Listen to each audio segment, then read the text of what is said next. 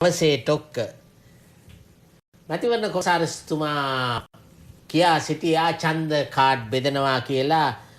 දැන් බෝට්ටුවෙන් ගිහිල්ලා මගෝඩිස්තුමාලා ඡන්දේ ඉල්ලනවා. ඡන්දේ කාඩ් එක සාක්කුවේ දාගෙන අපේ සිරිබිරිස් ගම් වතුරට ගහගෙන යනවා. දවසේ ටොක්කයි ඒ රිද්මාලි මේ දිනවල ආචාර්ය මර්වින් සිල්වා නිහඬයි. ඒ කියන්නේ එතුමා බවුන් වඩනවා. නවගුණ වැල අතේ තියාගෙන සූට්කේස් එකයි කොට්ටේ තියාගෙන නවගුණ වැල ගණන් කරමින් බවුන් වඩනවා. සුවාරිස්ගේ කාටුනේයි ඒ.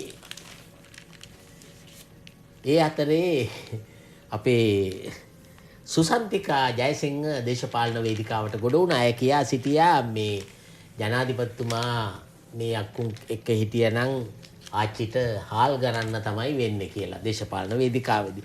කොහෙද සුසන්තිකා නෑමිලියකුත් අරගෙන මේ පණ කඩාගෙන දුවන්නේ? එතකොට රාජදාසගේ පවුල අහනවා මම මේ ආච්චිට හාල් ගරන්න යනවා කියලා සුසන්තිකා ජයසිංහ කියනවා. තලංගම ජයසිංහගේ එතුමා කාටුනයත් උපුටා ගන්නවා.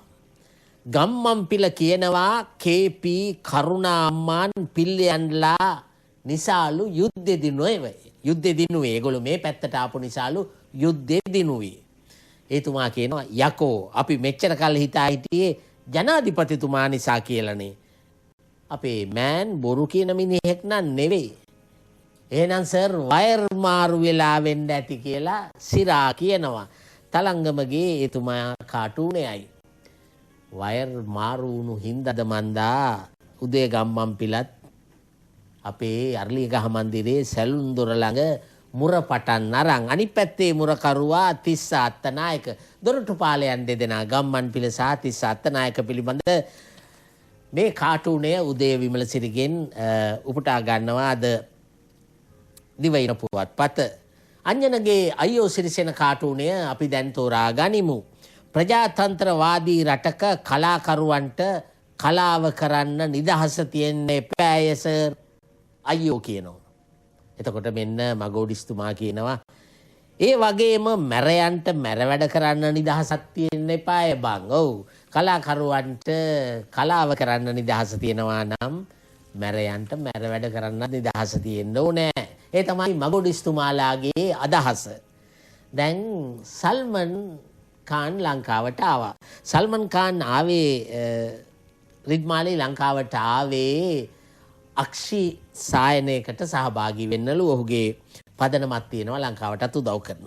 නමුත් විපක්ෂය කියන්නේ සල්මන් කාන් ආවේ ජනාධිපතිවරයාට සහයෝගය දක්වන්නලු ඡන්ද වේදිකාවලට නගින්නලු. මෙන්න අසංගානිනදී මං රංජා කියලා සුපර්මෑන් වෙලා අපේ රංජන් රාමනායක වේදිකාවේ ඉන්නකොට උඩින් ඇවිල්ලා හංස වේදිකාවේ ඉන්න රංජට තර්ජනයක් වෙන්න බුලත් කොළ වේදිකාවට මං සල්මා පාත් වෙනවා. අද අසංග ඉඳුනිල් අඳින කාටුනේ අයියේ මන් රංජා මං සල්මා.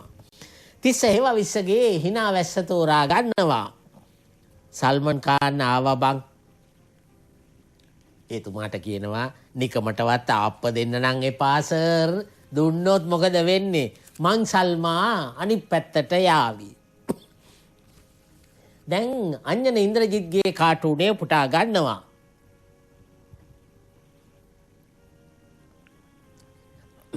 සල්මන් කියනවා ශ්‍රී ලංකාවට පැමිණියේ දේශපාලන කටයුතු වලට හවුල් වීමට නෙවෙයි කියලා.